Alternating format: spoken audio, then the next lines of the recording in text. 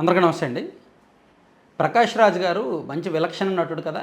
గత 25-30 సంవత్సరాలుగా మంచి మంచి సినిమాలు, వందలాది సినిమాలు తీశాడు కదా. అద్భుతంగా నటిస్తాడు కదా. సో ఆయనకు విపరీతమైన దేశభక్తి, విపరీతమైన పొలిటికల్ ఐడియాలజీ, మంచి కామన్ సెన్సు, సో రాజ్యాంగం మీద, ప్రజాస్వామ్యం మీద, చట్టాల మీద గౌరవము, పట్టు ఉందేమో అని నేను అనుకున్నాను.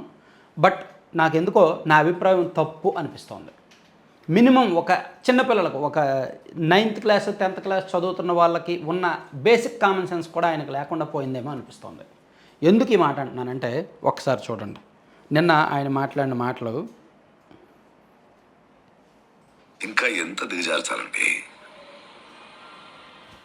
రష్యా ఈ దేశంలో 4 రోజుల్లో 4 కేసుల్లో 4 సారి బెయిల్ తీసుకున్న 4 వేరే వేరే కోర్టులో 4 వేరే వేరే జడ్జిలు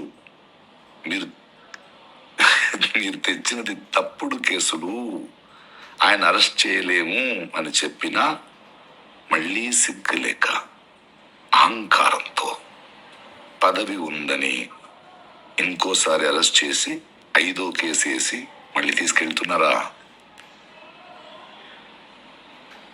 మీరు మారరు. ఆయన ఏమంటాడంటే జడ్జీలు రిమాండ్ విధించలేము, అరెస్ట్ చేయలేము, ఇవన్నీ తప్పుడు కేసులు అని అంటారంట. సో మీకు సిగ్గు లేదు, మీరు మారరు అంటున్నాడు ఆయన. ఇందులో ప్రకాష్ రాజు వదిలేసిన బేసిక్ కామన్ సెన్స్ పాయింట్ ఏంటంటే, ఇక్కడ పోలీసులు నమోదు చేసిన సెక్షన్లు బెయిలబుల్ సెక్షన్లు. ఫర్ యువర్ కైండ్ ఇన్ఫర్మేషన్, మనకి సెక్షన్లో నాన్ బెయిలబుల్ సెక్షన్లు ఉంటాయి, బెయిలబుల్ సెక్షన్లు ఉంటాయి. 7 ఏళ్ల కంటే ఎక్కువ జైలు శిక్ష పడే అవకాశం ఉన్న సెక్షన్లు నాన్ బెయిలబుల్ కిందకు వస్తాయి. సో 7 ఏళ్ల లోపు జైలు శిక్ష పడే అవకాశం ఉన్న సెక్షన్లు బెయిలబుల్ సెక్షన్ల కిందకు వస్తాయి.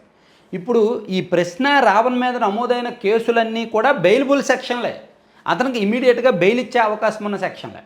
కానీ కొన్ని సందర్భాల్లో బెయిలబుల్ సెక్షన్లలో కూడా మాకు కొన్ని అనుమానాలు ఉన్నాయి కాబట్టి ఇతన్ని రిమాండ్ విధించండి, ఇతను సాక్షుల్ని ప్రభావితం చేస్తాడు, ఇతను కేసుల్ని ప్రభావితం చేస్తాడు, సో ఇతని నుంచి మాకు అదనపు సమాచారం కావాలి, ఇతను కేసులో మేము ఇంకా దర్యాప్తు చేయాల్సి ఉంది, ఇతను బయట ఉండకూడదు, రిమాండ్లో ఉండాలి అని పోలీసులు తరపు న్యాయవాదులు వాదించే క్రమంలో అప్పుడు కోర్టు రిమాండ్ విధించాలా వద్దా అనేది ఆలోచిస్తుంది. 7 ఏళ్ల లోపు జైలు శిక్ష పడే బెయిలబుల్ సెక్షన్లలో కూడా ఒక్కోసారి కోర్టులు బెయిల్ ఇస్తాయి ఇమీడియట్గా, ఒక్కోసారి కోర్టులు బెయిల్ ఇవ్వవు, రిమాండ్ విధిస్తుంటాయి. సో ఇక్కడ రావణ్కు 4 చోట్ల కూడా పిఠాపురం కానీ, కాకినాడ కానీ, మచిలీపట్నం కానీ, పాయకరావుపేట కానీ, నక్కపల్లి కానీ 4 చోట్ల కూడా అతనికి బెయిల్ రావడానికి కారణం ఏంటంటే, కోర్టులు రిమాండ్ తిరస్కరించడానికి కారణం ఏంటంటే సేమ్ అదే తరహా నేరం, యూట్యూబ్ ఛానల్లో అతను మాట్లాడిన మాటలు, అవే సెక్షన్లు. కాబట్టి ఇవన్నీ కూడా రూల్ ఆఫ్ లా ప్రకారం, వాళ్ళ సెక్షన్ల ప్రకారం బెయిలబుల్ సెక్షన్లు. సో బెయిల్ ఇచ్చేశారు అంతే తప్ప కోర్టులు ఎక్కడ తప్పుడు కేసులు అనలా. తప్పుడు కేసు అంటే ఏంటి? క్వాష్ చేసేయడం. అరే ఇవి తప్పుడు కేసులు, అసలు మీద కేసులు చెల్లవు కాబట్టి ఇమీడియట్గా కేసులు కొట్టేస్తున్నాం అని చెప్పలేదు, ఏ కోర్టు చెప్పలా.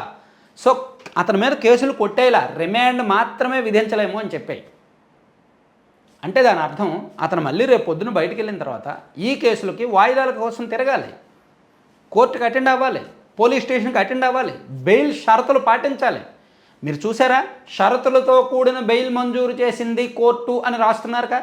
ఇప్పుడు మొన్న మచిలీపట్నం కోర్టు 20,000 సొంత పూచీకత్తుతో షరతులతో కూడిన బెయిల్ మంజూరు చేసింది. అంటే ఎందుకు సొంత పూచీకత్తు, ఎందుకు బెయిల్ ఇచ్చారు? అతని మీద బెయిలబుల్ సెక్షన్లు ఉన్నాయి. అదే కనుక ఇవి తప్పుడు కేసులు అని కోర్టు చెప్పుంటే ఇమీడియట్గా కేసు కొట్టేసి ఉంటే దాన్ని బెయిల్ రనరు. సో కోర్టు పోలీసులకు చివాట్లు పెట్టి కేసు కొట్టేసింది అంటారు. కేసు కొట్టేయడానికి బెయిల్ ఇవ్వడానికి చాలా తేడా ఉంది.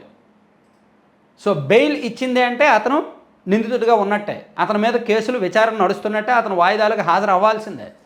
సో ఈ మినిమం పాయింట్ని ప్రకాష్ రాజ్ గారు వదిలేసి ఆయన ఈ యూట్యూబ్ రావణ్ గారి విషయంలో 3 వీడియోస్ అనుకుంటా ఆయన రిలీజ్ చేశారు. సో ఇంతగా ఆయన ఓవర్ యాక్షన్ చేస్తున్నాడేమో అనిపించట్లా. ఒక్క అంశం మీద ఇంతగా రియాక్ట్ అవ్వాల్సిన అవసరం ఏముంది? మేబీ వాళ్ళిద్దరికి మధ్య సాన్నిహిత్యం ఉండొచ్చు, వాళ్ళిద్దరూ కలిపి ఫోన్లో మాట్లాడుకొని వాళ్ళిద్దరికి సంబంధించి ఒక పర్సనల్ అజెండా ఉండొచ్చు కానీ దాన్ని అలా బయటపెట్టి అవగాహన రాహిత్యాన్ని, అజ్ఞానాన్ని ప్రదర్శించుకోవడం ఎందుకు? ఎస్, రావణ్కి మద్దతు పలకడం ఓకే, నేను కూడా చెప్పా, అవన్నీ కక్ష సాధింపు కేసులు అని నేను చెప్పా, కక్ష సాధిస్తున్నారు అని నేను చెప్పా. సో అంటే కనిపిస్తోంది క్లియర్గా కక్ష సాధింపు అనేది. వరుసగా కేసుల మీద కేసులు పెడుతున్నారు, ఒకే వ్యక్తిని ఒకే నేరం మీద వేరు చోట్ల కేసులు పెట్టి తిప్పుతున్నారు కాబట్టి ఎక్కడ కక్ష సాధింపని నేను కూడా చెప్పాను. అక్కడ వరకు చెప్పడం తప్పులేదు. కానీ ఇవి తప్పుడు కేసులు. సో కోర్టులు బెయిల్ ఇచ్చేయడాన్ని కూడా అనుకూలంగా మాట్లాడుకోవడం, అనుకూలంగా మార్చుకోవడం ఇదైతే మాత్రం కరెక్ట్ కాదు. సో దీనిలో చాలా క్లియర్గా ప్రకాష్ రాజ్ గారు ఓవర్ యాక్షను, అజ్ఞానం, అవగాహన రాహిత్యం కనిపిస్తోంది. సో మేబీ పర్సనల్ ఎజెండా ఏమైనా ఉందేమో.